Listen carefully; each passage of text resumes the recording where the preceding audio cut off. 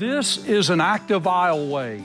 This is an area where people are going in and out of the office area into the shop area on a regular basis.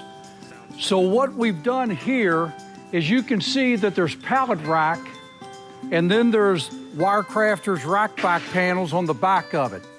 So what you have to do is the width of our panels is going to be whatever the beam width is. So if this is a 96-inch beam, then we're going to provide a 96-inch panel.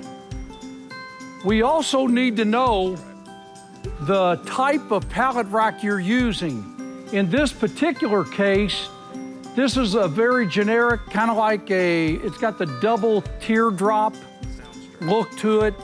That works very well with the offset brackets that we have. We have 3 different offset brackets that we keep in stock. We have a flush mount, then we have another one that'll space from about 1.5 inches to about 3 1/4. And then the most popular one we seem to use is the offset bracket that is from 4-inch to a 6-inch offset.